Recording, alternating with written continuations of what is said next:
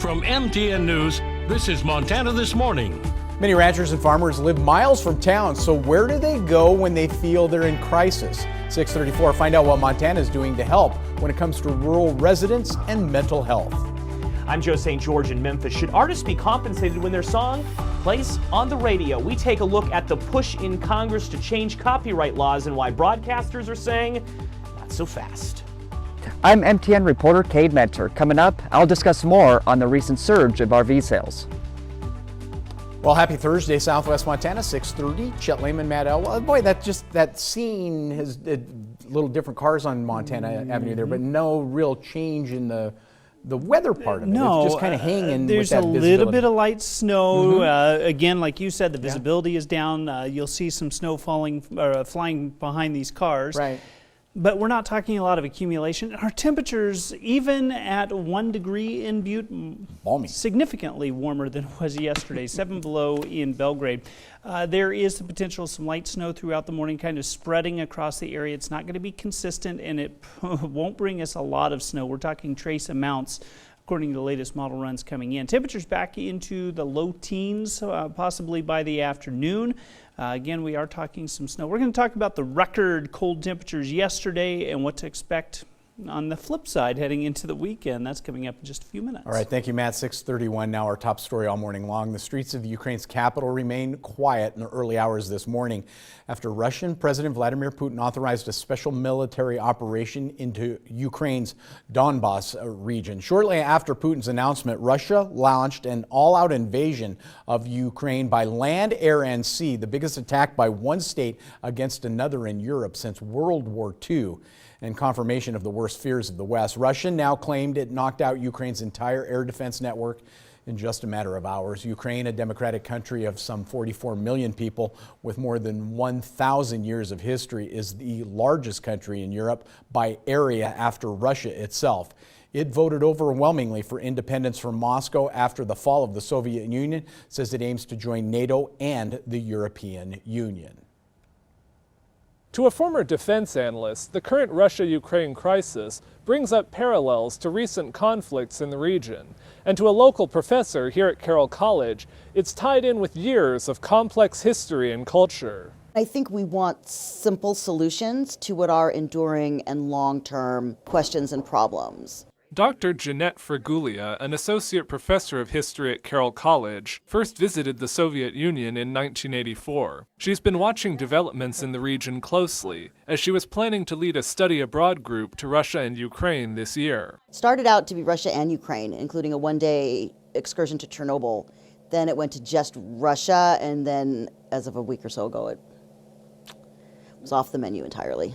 Fraguglia says she was interested to see the transcript of Russian President Vladimir Putin's speech Monday. In it, Putin focused heavily on history, saying Ukraine was an integral part of Russia's culture and spiritual space, and that its separation was a mistake. He is very much a student of history, and I think we underestimate that about him. He's a very complex character. Josh Manning, a longtime Montana resident who now works in Washington state, spent several years studying Russia as a military intelligence analyst. I've been following it ever since. You can't let that go.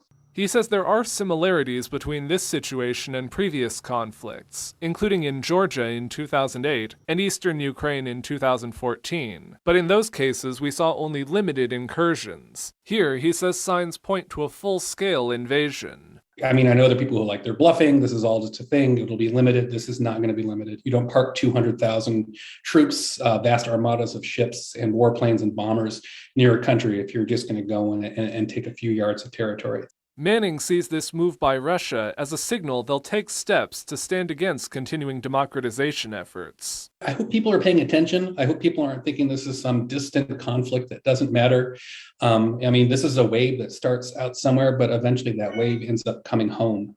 Carroll's political science and history departments will be hosting a discussion about the Ukraine crisis on Zoom this Thursday at 7 p.m. The event is open to the public. If you'd like to participate, you can find a link on our website.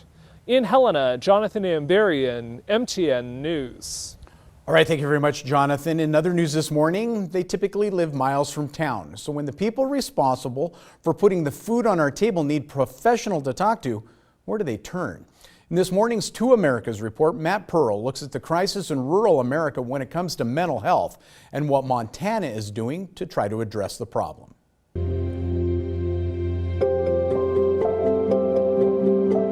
The mountains of Montana are stunning to witness, unless they're key to your business. Pretty straightforward. Our winter's been pretty easy.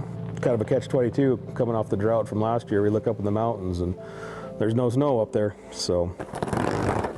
Garrett Ham is among the tens of thousands of farmers who just weathered one of Montana's driest years on record. He is among the millions of farmers in America facing some stress from some place. And, like the vast majority, he doesn't plan to address his stress with outside help. I mean, there's really not much they can do other than talk to you face to face, have a good outlet to talk to you, but your day-to-day problems, they're not going to fix them. The mountains aren't just natural wonders, they're roadblocks. If I wanted to go into town, it's minimum 45 minutes. You know, depending on what time of the year, it'd be twice as long to get somewhere. We can talk about physical health, and there's no shame or stigma around that. So why can't we talk about mental health? Allison Brennan is an extension mental health specialist at Montana State. She runs the state's first statewide stress management resource designed specifically for those on farms. For at least the last 3 decades, Montana has ranked in the top 5 for rates of suicide. The latest numbers show Montana with the 3rd highest suicide rate in the country. The states among the 10 highest are largely, if not almost entirely, rural. And it goes beyond farming. A survey last year of Montana teens found roughly 1 in 5 had thought seriously in the past 12 months about suicide. 1 in 10 had tried it. I don't think anyone truly understands the depth and breadth of the issues. Ray Merenstein runs the Colorado chapter of the National Alliance on Mental Illness. Those who study rural mental health all agree the 2 biggest obstacles are access and stigma. How can people actually get to it if they don't have transportation or if they have to take care of their kids and they don't have daycare? It's really important that we first of all make sure they're comfortable talking about mental health and mental illness. You know, I got a bunch of friends and we'll go out and drink a few beers and hang out and watch the game or whatever it is we're going to do. And, you know, that kind of seems to be just as good as paying a bunch of money to somebody else. The mountains, the farms, the traditions can all seem immovable. But in Montana, they're giving a push. The state has rolled out a mobile app for those fighting drug addiction. They've deployed extension agents to provide mental health resources for teenagers. And they've received a federal grant for programs like Brennan's. Farmers and ranchers can receive vouchers for free counseling, in person or online. All of this work that we do, if it makes a difference for only one person, it's all worth it. It is. It's hard not to be seduced by the scenery. It's hard to break away when you spend your whole day on the acres you know best. That's what's being asked, to somehow make discussion about mental health as much a part of life in Montana as the mountains. I've never been opposed to trying something new and trying stuff like that. You know, this year is definitely one of the years that might be worthwhile to check it out. Near Clyde Park, Montana, I'm Matt Pearl. Access and stigma. We still have much work to do. 6:38 now, as we're almost into the 3rd month of 2022. Some businesses are still in the process of recovering amidst supply chain and inflation. But RV sales are not. They're on the rise. TN's Kate Mentor spoke with some RV businesses about the surge in demand. Businesses across the nation are seeing an increase in the amount of RV sales, just like Bish's RV.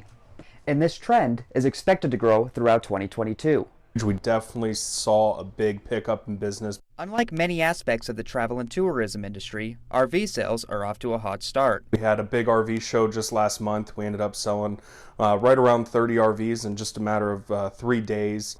Now, partly due to supply chain issues, used RVs have been outselling new RVs. But this year, new RVs are expected to make a comeback. It definitely leans more towards new. Pre-owned RVs are definitely a staple in our lineup here. We want to have a good variety for every customer. Same with new. I mean, we really just want to make sure that we have basically a wide array of models. With up to 210 RVs and 40 holding lots, Sam says he has high hopes for his business to bounce back. We were really trying to buy RVs off the street. Purchase and consignment was a big deal because the new ones, we just weren't getting them in. Now we have had a large influx of new inventory come to us, and it's really already starting to feel like a thing of the past. It's starting to feel like our industry at least is getting back to normal. But it's not just sales that have made an impact on the RV industry. Dick's RV Parking says that they have been seeing an increase in the amount of drivers entering their parks for several reasons. A lot of it has to do with work. A lot of it has to do with moving. And as housing prices continue to rise, that also means a rise in RV living. People are having the fear of maybe losing their houses and that kind of thing. So with that being said, they're able to sell their houses for more and paying for an RV, getting an RV and doing the RV thing. As more people are resorting to RVs, those businesses predict a bright future as we are approaching the third month of 2022. In Great Falls, Cade Mentor, MTN News. All right, thank you very much, Kate. Time for a break here on Montana This Morning.